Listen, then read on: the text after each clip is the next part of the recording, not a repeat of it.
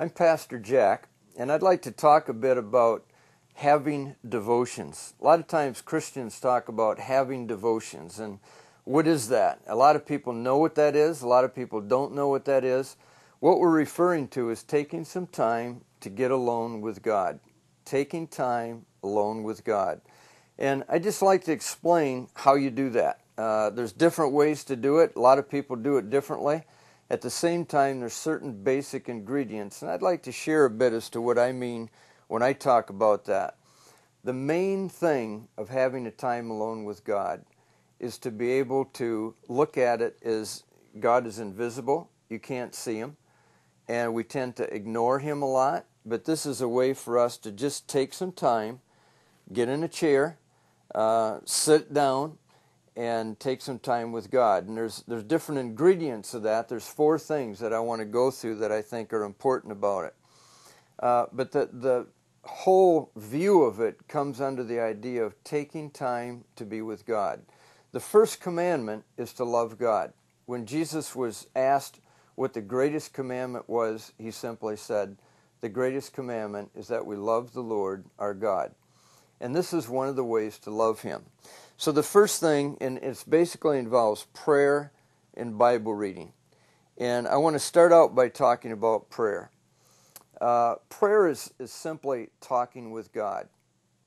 Prayer is spending time with God. And so when we think about prayer and taking time with Him, it involves the whole idea of that first commandment of loving God. It's simply taking some time to be with Him. Even if we don't talk with Him, we can be conscious of His presence.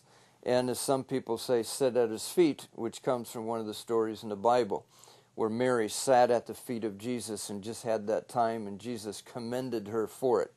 But it's taking time to be with Him. Carlo Corretto once said that if you feel that you're too busy to pray, then don't say you're too busy to pray. Instead say you're too busy to love God, because taking time with God is part of loving God. So the first thing I guess I want to just help to clarify is the idea that when you take time to have devotions, you're just simply taking time to be with God and to be able to talk with Him and to pray. The second thing is to read the Bible. It's like a dialogue. On the one hand, we talk to God, and on the other hand, God talks to us. Now, how can God talk to us? He talks to us in the Bible. And so whenever you have devotions, it's good to have, obviously, a Bible with you. And it's good to have a personal Bible. Now, one of the things to make it really meaningful that I urge is when you have a Bible, take a Bible that's easy to understand. The one I recommend is this one. It's called the NIV Study Bible. It's an easy-to-understand Bible, and what I like about this Bible, as you can see, is that it has all kinds of footnotes in it and explanations so that it explains to you what the content of the Bible is. A lot of times people read a verse or two and they can't figure out what it's really saying. And when that happens, if you're in a Bible study with others, or if you're alone and you read the Bible notes in the bottom in the study Bible, it makes sense and you can understand what it says. In this particular, here's an example to just take a look at. This is one of the most common places in the Bible that people use to be able to have a time with God is the Psalms. The Psalms are considered to be the song book of the people of God. It goes way back to the Old Testament, the Jews of old. And here's one example of a psalm. And if you look at the page, this is Psalm 139. And when you take a Bible, you want to not only have a good Bible and a personal Bible, but you also want to be able to take along things like this. You want to have a marker by you when you sit down. I always use a yellow Sharpie that I can make notes on. I also have an ink pen that I always use. I also have some paper that I can take some notes on, so if I'm thinking of something in the middle of my devotional time that I have to get done, I can make a note and get it out of the way so I don't have to keep thinking about it. I also take a notepad along so I can make notes and write things down so I don't forget them. And I also like to be able to write in my Bible. So again, looking at the page here, note all the different notes I've put in my Bible. It's important to mark a Bible up as far as I'm concerned. Some people are so afraid of a Bible that they don't want to mark it up.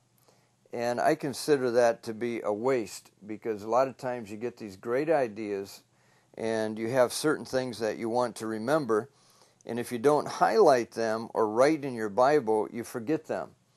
Note, for example, in Psalm 139, I wrote the word intimacy in Psalm 139, right by the title. And the reason I did that is because this whole psalm is about intimacy with God. It's about being close to Him. And so when you look at the words, O Lord, you have searched me and you know me, it's about being close to God, where God knows everything about us. And so when I see a verse like this, verse 4, before a word is on my tongue, you know it completely, O Lord. I write this down, I circle it, I underline it.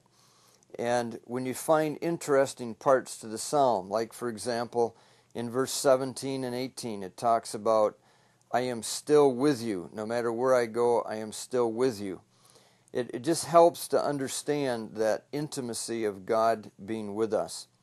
One of the neat verses here is verse 13. For you created my inmost being. You knit me together in my mother's womb. And all these are ways that you can really let the psalm mean more to you. And then as time goes on, it builds, and you can go back to it years later and take notes. For example, I actually wrote here in the margin a little story I heard about this psalm one time, where a rabbi once said to this little boy, if you show me where God is, I'll give you $1. And the boy answered, if you show me where He is not, I'll give you $2. And I just wanted to remember that, so I wrote it right down in the margin of my Bible with this psalm. So again, as the years go by, you get all these little things written down in your Bible that mean a lot to you. The nice thing about the NIV Study Bible as well is that it has a concordance in the back, and it has all the different words that you'd ever want to find in the Bible. Whatever they're in there, it helps you find out where they're at. You can just look them up. It also has many maps, and you can check the maps out. It's got diagrams and pictures all over the place to help you understand the text. It also has time charts, and it's just an extremely helpful thing to be able to enjoy reading the Bible.